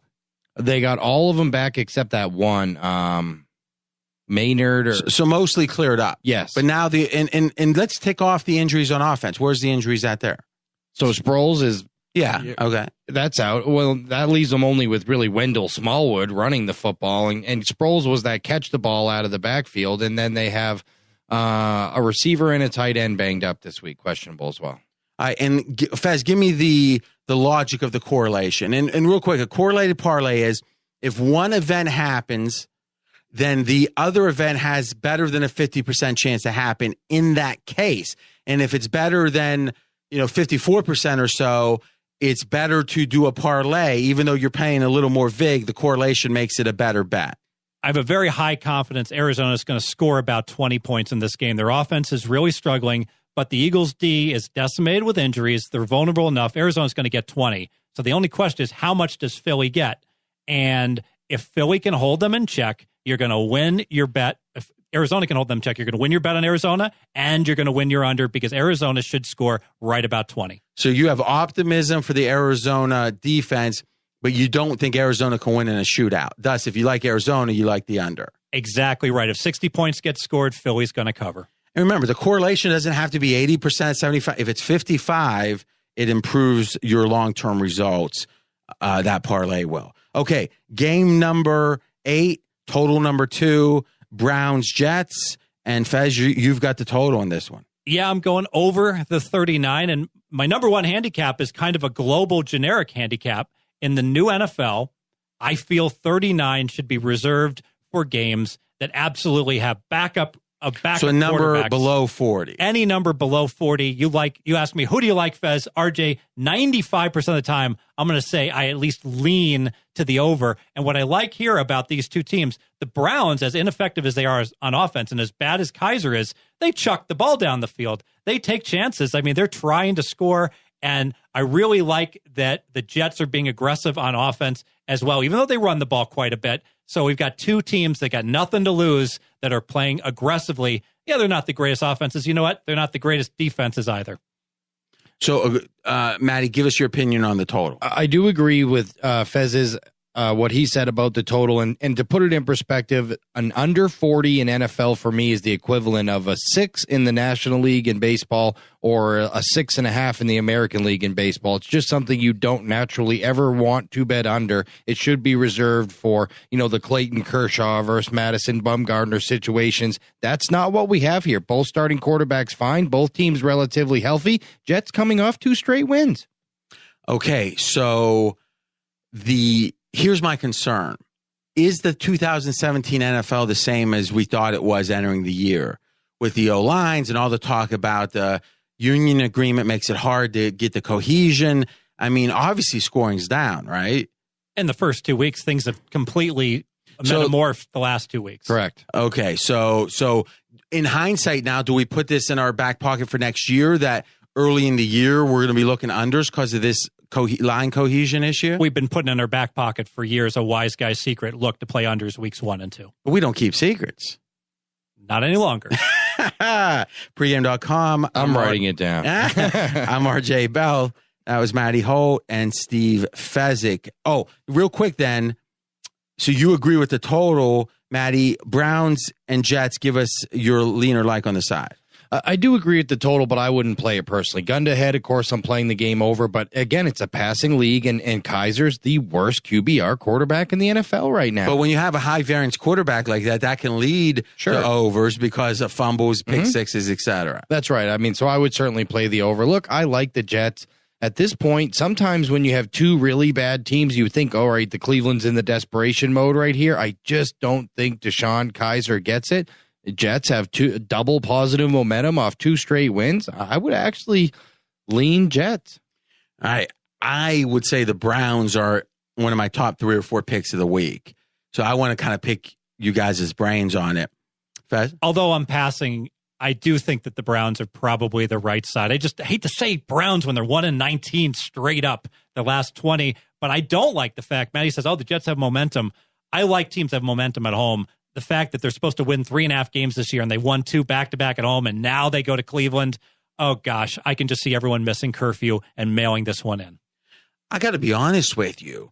One, let's pose the following. Colin Cowherd talked about, this could be for Darnold, right? Now, because Jets have 2 wins, but they could end the year with 2 wins in theory. And if they win this game, odds, and then that gives Cleveland a loss in a game that they could win. Do you believe Sam Darnold is the best quarterback in college football? I don't know enough about college I'm not a scout. So, but it seems like a lot of people, I mean, when you have a saying for the guy, right? Suck for Sam, it's usually a sign they're a top player, right? Or at least perceived as that. Sure. I don't completely disagree. I just think, I think perceptions become bad. Remember Christian Hackenberg and some of these guys, they get overly hyped in college and they're terrible. But having the number 1 pick has value. Sure, that's right. Whoever it is, that's right. And it's going to be a quarterback, whichever one of them it is. There's lots of good ones. And the Browns have passed now on, with Wentz. At some point, you've got to pick a quarterback. So agreed. Do you think there's any, because Fez, listen, we celebrate the wins, right? We celebrate the wins for sure. But we're going to face squarely the losses. I mean, you were playing wrong about this Jets team. I'm not sure you could be more wrong. Yeah, starting the season, you were like, they're tanking. They're tanking. 0-16, baby. Yeah. So where were you wrong? They're not tanking. Yeah, they're not tanking. It's that simple. The players are so playing. The fact that no team in NFL history has ever tanked, that didn't convince you. Believe it or not, it's possible that the Browns are tanking this year. Oh, I disagree with that. But to me, the reason I like the Browns, remember now, this coach, it's not like this coach is a new coach. I mean, if the Browns go 1-15, is Hugh Jackson there after this year? Can you really lose that many games and keep your job? So who's tanking then? And he's supposed to be the quarterback whisperer because of what he did with Andy Dalton. But look at how many have they gone through now since he got to Cleveland. I think this is the problem with the Browns, and maybe this is why you shouldn't bet them, RJ. Their average age is 24. Let's think about that. I'm sure they got a few guys on their roster that are in their 30s. So there's a whole bunch of 23-year-olds that have been in the league for 1 year. How can these guys have discipline and they haven't played together at all? I think that's the opposite. I think a young team that feels like they have a future it doesn't get us down when they're. I think Arizona is the type of team that, as they lose, if they lose once they're out, and I think it's going to happen fairly soon, once they're out of the playoff hunt, I think a veteran team gets depressed and goes in, not tank, but the energy, the passion isn't there. I think young teams keep playing. So the Browns just drafted a quarterback again this year. Again. Yeah, but what was the pick number? Like second round, Deshaun Kaiser. So, I mean, that's taking a flyer. Second round, and he started game 1. That's because they didn't have anyone else. Cody Kessler? It's still early October. We're not late into the year. I agree with your point, and it'll be valid in November. We still have no cohesion in the line play. guys working together in the secondary. It's going to take for all teams or the Browns? For the younger teams, and the Browns are the youngest team. I mean, they didn't just keep losing. It was 31-0 to the Bengals last week. Deshaun Kaiser looks completely and utterly lost. As long as Hugh Jackson pencils in starting quarterback Deshaun Kaiser, there is no possible way I put one penny of my money on the Cleveland Browns with QB starting Deshaun Kaiser. Well, you might have to in the super contest if one of your partners picks them. Yeah. All right, so to me, here's why I'm playing. In fact, I hear you guys. I haven't heard you just saying that, Matty, makes me want to bet them, because I've always said the hardest bets to make are the best bets. And now they don't always work out, because when he throws 3 pick sixes, it's like, see, and that's why it's so hard to fade a good team. You can just see that good team, winning by 30. But how many weeks ago was it? 2 weeks ago, the Browns played the Colts, and the Browns were on the road favored by 1, right? But Fez admitted, and I brought it up that week as my play, that Indy was mispriced in the power rating I agree. And I had the Colts too as part of my wonderful season so far. But my point is, now it's 2 weeks later, and let's just agree, the power ratings have gone up or down. The 3 worst teams in the league and Fezzik's power ratings are the Jets, the Browns, and the Colts. All right. 2 weeks ago, one of those teams is on the road and against one of the other teams. So that's the Browns at the Colts, and the Browns are favored. Now, one of those teams is at home, that team that was favored, playing one of the other 3 worst teams. They're home, and they're pick 'em. That's a 6-point swing. He's right. We got that. We got to lose our money on Cleveland. That is impeccable logic. I mean, that's what blows. To me, this is like it's almost like God came down and said, I'm going to give you a perfect example of how a game here and a game there. The Jets have 2 wins, so it's affecting that market so much. But I put a huge asterisk by that Miami win because of the fatigue. And hey, the Jags, that could have went either way. But I don't think it's an asterisk. I think it's a half a win because it could have went either way. But I think it's an asterisk too because Jags are coming off London. Yeah, but hey, maybe. And we might find out over time that is such a big negative people don't realize. And a big part of the Jets win, if you watched the game, on their first touchdown, they ran for 6 yards. The running back fell down, and the Jags thought he'd been touched, and he just got up and ran another 70 yards. That'll skew some rushing stats right there. I mean, aren't the Browns... I mean, I always say this about professional athletes. They were the best athlete by far in their high school. Every Browns player pretty much was the best, and probably the best athlete on their college team, if not top 2 or 3 of the whole team. And if they lose here, it's going to be such an embarrassment. I mean, I would make the case the Browns have the motivational edge. And isn't the crowd going to be into it? Like, we can maybe win a game? I mean, we talk about being contrarian in order to win. I have said since day one, the worst 2 teams in football are the Cleveland Browns in the AFC and the San Francisco Niners in the NFC. And I'm not trying to say I'm right, but they have a combined 0 wins this year. And Cleveland just doesn't look like they're getting better. I get the young team getting better but to be 3 points worse than the Jets, they don't have to get better. True. I don't disagree with that. Because as a pick 'em at home, they're saying it's 3 points worse than the Jets. In the movie The Gambler, the Jets are like the college basketball equivalent of Brown. We're not going to lose to Brown. How could we? A lot of Gambler here. Pregame.com. That's Steve Fezzik. I'm RJ Bell. We got Matty Holt, the bookmaker, with us. All right. So, I like the Browns. We'll probably be hearing about that on... and plus, the symmetry is so nice. I can't get away from that symmetry of the pick 'em and the pick 'em, or actually road favor. Okay, next game. Ooh, game number 9. We're getting to the sharp money. So, Maddie, we can debate. We can go on Twitter. People are telling us who's sharp and who's not from Nebraska somehow. And with 80 Twitter followers, you take the biggest bets in legal bets in the country. Let's say that. The biggest legal bets in the country, in Nevada for sure, and the country for sure, is we had as one of the sharpest plays, and we had a list of a couple, the Bengals. So that's our next game. The Bengals, super, super sharp, laying 3 at home against the Bills. Matty, I don't need to know they're sharp. I want to hear what you think. And look, we could have said the Bills were laying in the woods and underrated last week because they were 3-0 against the spread going into the Atlanta game. But after you go on the road and defeat the defending NFC champion, you're no longer laying in the weeds People know about this Buffalo Bills team, and despite that fact that they're 4-0 against the spread, 3-1 straight up, the sharp money has overwhelmingly come in thus far on the side of the Cincinnati Bengals. Hold on a second. We're back to the home team being 3. The Bengals are 1-3, and they beat the Browns. And they're saying it's an even team with the Bills. How is the market accounting for how good the Bills are?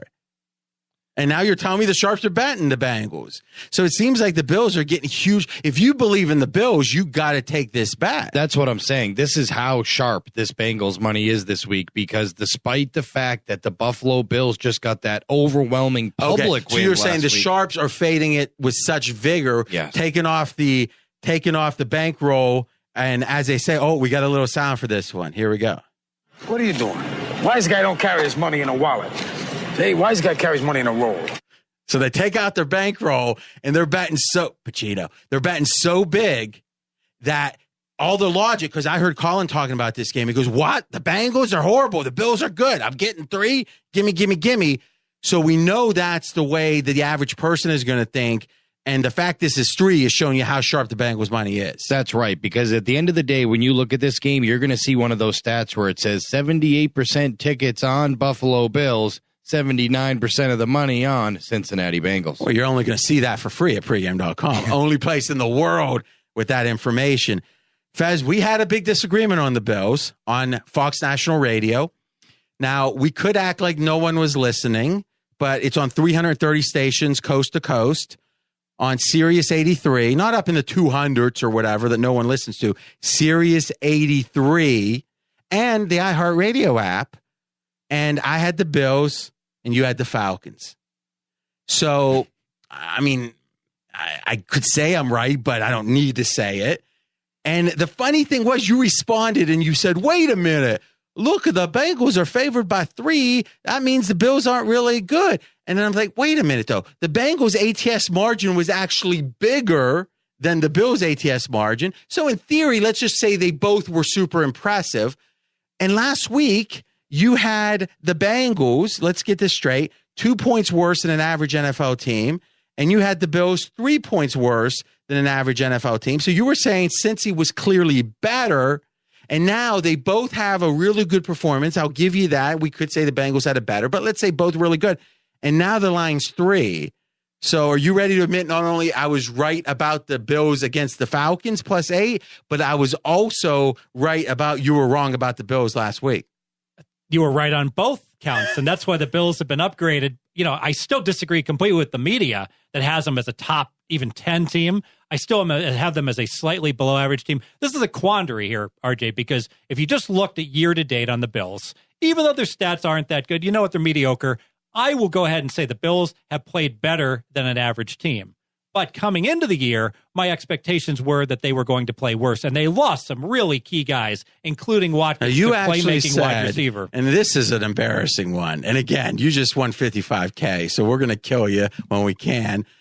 Is you said you thought the Bills were tanking. But I did, to my credit, although I said that, I waffled. I correctly put on the music. I correctly waffled on national radio. I came on and said, RJ, I am in error. The Bills are not tanking. I've been sucked in by the media story here, and I was incorrect. So I did reverse my position that way. So this is the opposite. If you're actually accepting fault, you're not dancing on the I'm waffling, but I did make the right call, and I got off the fact that the Bills were tanking way before a lot of other people did. However, going forward, the question is, what are we going to see from the Bills? Are we going to see the team that's played great the first 4 weeks, or are we going to see what I believe has to be a key regression back to a below average team? That's what my projections are calling for, and that's why I have the Bills a slightly below average team. But it seems like the market agrees with you right now. I mean, we can parse a point here or there, but most casual fans are going to look at the Bills +3 and think, you know, I'm getting 3 against the Bengals. It's because of a wise guy's secret trend.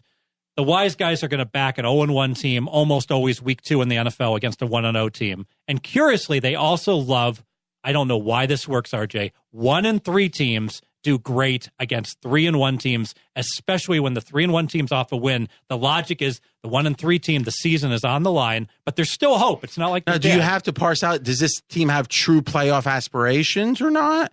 Or you play it blind? It doesn't matter. You can play it blind. And the 3-1 team can take a breath. The season started out well. We'd like to win, as opposed to, wow, this is a must win. That makes some sense, right? Because you're 3-2, it's not the end of the world. And if you're 2-3, you're still in it if they end up winning that game. But if you're 1-4, shut out the lights. Okay, interesting. I like the Bills. To me, I'm going to spot play them. I love them when they are in. I think they're going to play close games. They don't turn the ball. I don't like them laying 8. Now, listen, they won the game. I don't want the quarterback throwing from behind from the Bills, Taylor. I don't want him throwing from behind. And if you take 8, usually at some point you're going to be throwing from behind.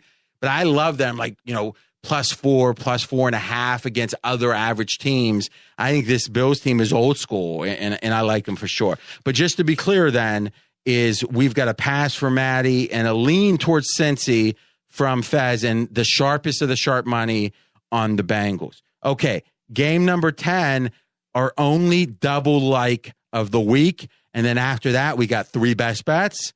And that's it. We're going to break another record here for the Length of the Dream preview. But by the way, guys, last week we teased about the amount of coupon. Let's do that now because they delivered to such an amazing degree. This sounds shocking. We had 30%. We've been doing this Dream preview, Dream Pod. We used to call it a little different name for, I guess this is the 4th year? Does that sound right? Or the 3rd year? Yeah, it's the 4th year. It's the 4th year we're doing this. And last week we had the most listens ever by a huge margin, right? And or 2 weeks ago, I guess. And then last week, guys, we went up over 35%. So you break a record and then you go up over 35%. So, man, oh man, what I promised you was if the coupon usage went up, if the listenership went up, that we would then up the We're going to keep upping the ante until you guys fall short. And then we'll play that tightrope dancing music for you, man. Oh, no. If you guys fall short, we'll play this music for you. Hold on. But they're not going to fall short for us. So we'll turn that off because you guys have done such an amazing job sharing. And listen, if you like to buy picks, you want Fez's very best stuff, what's your NFL record this year? 47-21. That's a lot of games. Yeah, a lot of unders weeks 1 and 2, and that includes preseason. Okay, 47-21, including the preseason, but winning in the regular season. And you're going to get mad at me, RJ. I put up a package. I know you don't like it when I do this. I said all early week releases in the NFL because I thought I'd have a couple. As it turns out, you can get all 6. I've released 6 plays in the NFL. All for the price of $25. All right, so gave it away, RJ. 25. Wow, 25 sounds like a good deal by itself, but we're giving you a $12 coupon. It started at 10. It went to 11 when you helped us break the record. Now it's gone up to 12 because we've broken another record. Here's the coupon: NFL Dream 12. So NFL Dream, then the 1, then the 2. It's all caps, all one word. NFL Dream 12. $12 off anything. That could be Fezzik's package or any other package in the NFL only. And if you like college, there's another coupon in the college preview. Check that one out. And if we break the record again, we're going to go up to 13 and 14 and 15. No, we're going to keep going. Fez is saying no, we're going to keep going to 30. I don't think we're going to get to 30, but we're going to keep going. You guys got that. And listen, if you don't listen, of all the people who listen, only, certainly not half buy picks. We value every listener. And if you like what we're doing, share it with your friends. It's free, right? Obviously. Share it on your social media and give us 5 stars on iTunes or whatever your podcast platform is. That helps. And that in aggregate is why we're able to spend so much time and money. We got sound effects now. I mean, who knows where this ends? So super excited. And speaking of the sound effects, coming into the best bet. Oh, wait. So we've got our one double like, and then we'll have a little sound for the best bet. It's the Rams and the Seahawks. Rams are favored by 1.5 at home. Matty.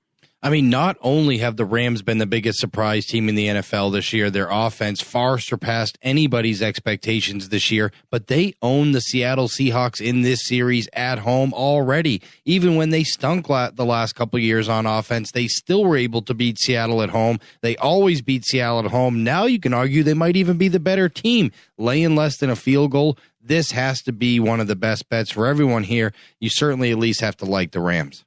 So Matty likes the Rams. Wow. Because I think most people have been surprised that Seattle's the underdog here even. But Fez, this is the battle of the stats this year versus the expectations coming in the year. Yeah, and I agree with Matty. I think that the expectations are irrelevant because they were so off. What was the narrative? Oh, it'd take a while for McVay and Goff is hopeless. They're going to need to draft another That was quarterback. my narrative. That was a lot of people's narratives. Well, the truth is that Goff is an above-average quarterback, above average, and, hey, they're leading the NFL in scoring. You don't do that with a below-average quarterback. Look at the running back, Gurley. He's always been hurt. Now he's healthy. He's a monster. Look at Watkins, their wide receiver from Buffalo, so they got a speedster. Look at Whitworth, their monster on the offensive line that they stole from my Bengals and ruined our year. Across the board, even in the trenches, this team is so good. And also, Matty mentioned it at home. Hey, this team, LA, no home field advantage of any substantial amount of having 2 points. That is a mistake. That is about to get upgraded to 3. No one in LA cares about the Chargers. They have one team in Los Angeles, one home team. It's the Rams. They're high scoring. That home field's about to kick up to 3. Okay, and that's an interesting point because home field is oftentimes about the buy-in of the crowd, the enthusiasm of the crowd. Let's look at your power ratings. So you've got the Rams right now. Where are the Rams? Right in the middle. All right, you've got them number 14, exactly 0, which means an average team. And you've got Seattle number 8. So wait a minute. If Seattle is 8 and they're 2 points better than an average team, and the Rams are 14 and they're 0, they're an average team by definition. And if the Rams, let's give them 3 for home, but you're coming off of that 3, how do you think there's value on the Rams minus 1.5? 2 things. In a video today, I mentioned how Matty was going to pick me off on the Rams because they're actually a 1 point better than average team. I've got them underrated in my ratings. Further, Seattle. So wait, if you think that you're underrated, why didn't you rate them +1? I did while I drove over here. It was like, okay, so this is, adjustment. you publish this at a certain point, you get new information. So I think what you should be doing, because you can get these ratings in the forum at pregame.com. I think you keep that thread going and goes, guys, I'm going to upgrade the Rams to +1 and just keep a running thread going throughout the week as you contemplate and make changes. And frankly, I was prepping for my video today that we taped, and that I came to that conclusion. The Rams are clearly an above average team. And remember, RJ, although I have Seattle 2 points better, there's a fallacy in that rating. And the fallacy is it's an overall rating. Seattle has the biggest home field advantage in the NFL, slightly more than 4 points. So the truth is that they're better than 2 points than an average team at home. They're worse on the road, and they're also worse early in the year on the road. That's a powerful concept. And if we weren't an hour and a half in or hour 37 in, I would explain it. We will soon, next couple weeks. But if you play extraordinarily well at home, especially disproportionately well, it's going to skew your entire rating, and relatively you're going to be worse on the road. And the very best home teams, Green Bay, Seattle, we see on the road, they're almost always overrated, and their ATS record is not good at all. All right, so you guys both like the Rams. And last thing, I do want to explain this because you've said it a few times. If you've got the stats and it backs up your expectations entering the year, you believe them a lot more. If you have stats and they are contrary to your expectations entering the year, you look at them with more skepticism because we only got 4 games. As the season progresses, at a certain point, your expectations don't matter anymore. But even after 4 games, they do matter. Yes, but I'm willing to throw my expectations into the garbage can when I have a situation like the Rams. Well, you think your expectations coming in, if you can find the clear flaw of them. It's just not the numbers, but you're seeing something that contradicts what your expectation was beyond the numbers. Right. I thought Goff was going to stink. He's quite good. Any closing thoughts on this game, Matty? I agree with him. And look, one of the biggest mistakes people always make is even if you get a really sound power ratings in NFL, you can't just bet power ratings. You have to understand this situation. The Rams own the Seahawks at home. The Seahawks are terrible on the road. And you have to understand those situations. To Fez's point, Seattle is the biggest home favorite in football. And yet, contrarily, they're actually one of the poorer road teams in football, and that is a fact. Double like from the boys on the Rams. It's best bet time.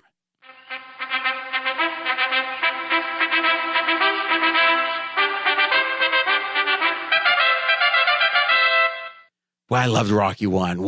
I was watching a little Creed last night. Have you seen Creed? Yes, my son loves it. Oh my God, Creed's awesome. I mean, I know it's people. Rocky 3 and 4, cartoon wise, they were great. I loved them, but to me, Rocky 1 and Creed are two great movies, man. I mean, Rocky 1 won the Oscar. Come on. All right, best bet time. We've got the first best bet from Mr. Matty Holt.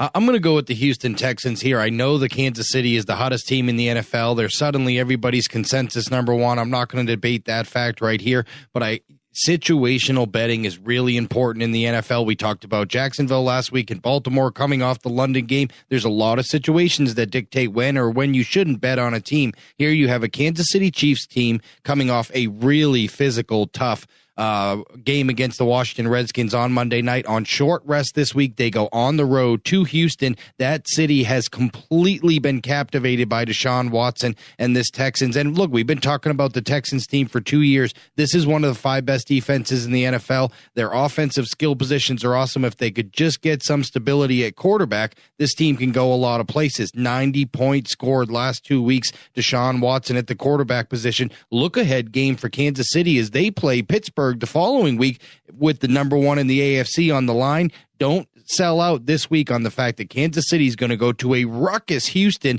with an environment where people need to rally around something post-hurricane. Right now it's Deshaun Watson and the Texans. Really great situational spot. I'm taking Houston. That's a professional presentation. Fez, agree, disagree? Agree strongly. Watson is the real deal. He is this year's Dak Prescott. He looks left. He turns away to the right. He's willing to tuck and run, still looking downfield. He throws guys open, throwing that back shoulder that Aaron Rodgers throws. And also Fuller, their gifted number 2 wide receiver. He was out for until last week. So now he's got another weapon. Throw the first game with the Macho Man Savage and Hurricane Harvey over their heads against Jacksonville in the garbage can. That's why Houston has bad stats for the year. Don't count that game. Other than that, this is a playoff team. Yeah, I agree. And I think it's not only what he's doing on the field, but the enthusiasm of the team and the crowd. And I think Kansas City is the perfect storm of overrated. Think about human biases. One, they love undefeated teams. So we've got the only undefeated team. You're going to hear it all week. All right. Number 2, the most iconic win of the season over the Patriots. Week 1, it was the featured Thursday game. I know in hindsight, Pats don't look as good, but it still was the iconic win. Number 3, won on Monday Night Football. And as Faz knows, cashed a lot of tickets on Monday Night Football. There's almost like a team of dads. Hey, I just won with them. I'm going to go again. I think you add it all up. Real value on the Texans. Texans plus 1.5. That was one of my picks with Adam Carolla. And I agree 100%. Okay, now, second best bet of 3 to finish up the show. And this is my best bet. And we've got, let's see. Okay, I'm going with the Chargers. I thought they're plus 3.5 with the Giants. I think that when you have a team that has a quarterback that may or may not be on their way out, like the Giants, you have a coach who may or may not be on his way out, like the Giants. When you go to 0-4, it's like the season's over. It's a dream crusher, and we'll be talking about that as the season goes on. The emotions around that loss that has real consequence. You can look at San Diego or the Chargers and say, they're on 4 too, but they have a new coach.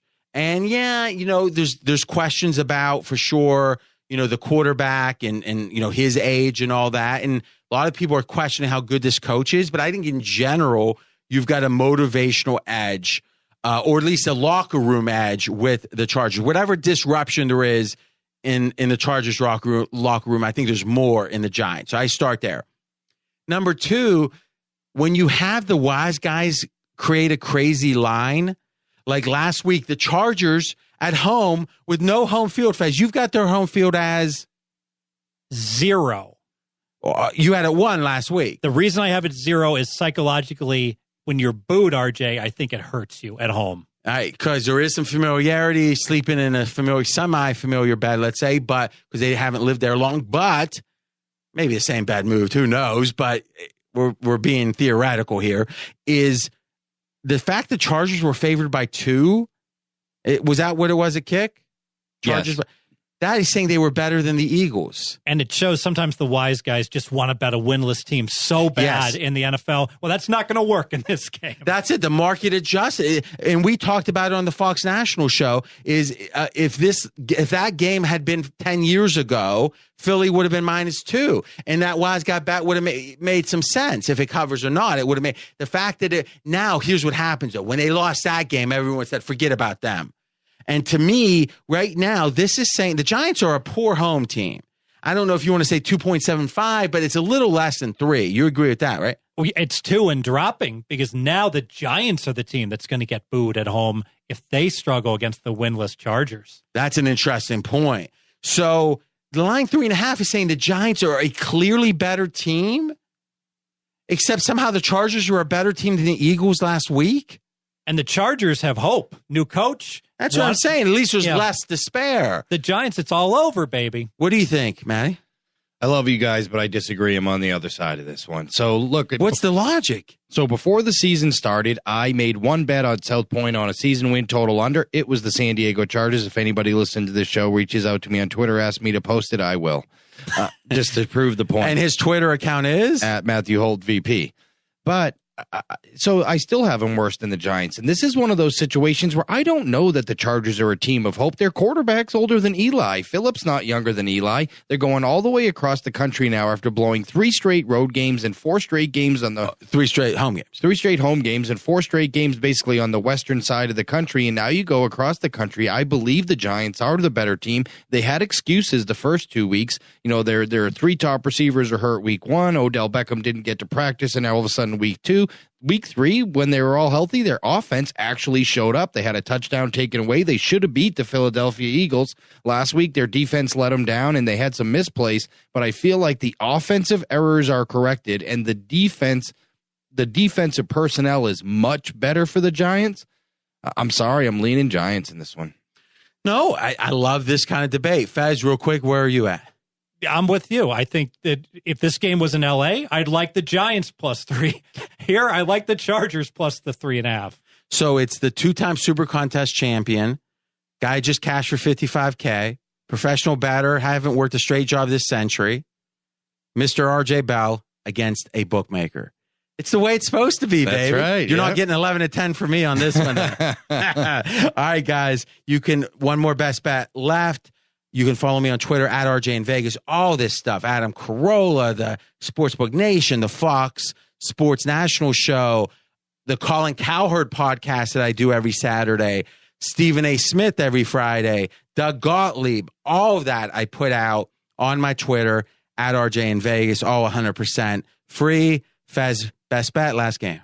Dallas Cowboys laying 2 against the Green Bay Packers. A lot to like, I think, from the Cowboys. The number 1 handicap here, the playoff revenge. The Cowboys were the better team last year. Somehow they did lose to Green Bay in an overtime game, and that was just a gut punch. They absolutely have this game circled.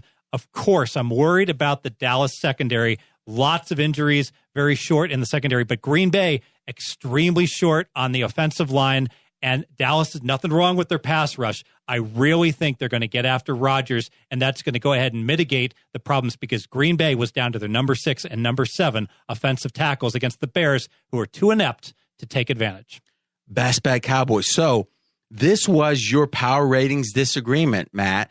You disagreed with Fez's Cowboys power rating, so start there. I thought they were a little bit high still because I think that secondary is just as bad. So he's got only 3 teams ranked above Dallas in the entire NFL: Atlanta, Pittsburgh, Kansas City. So they're tied for 4th with Denver, Green Bay, and New England are all tied for 4th. Dallas, Denver, Green Bay, New England.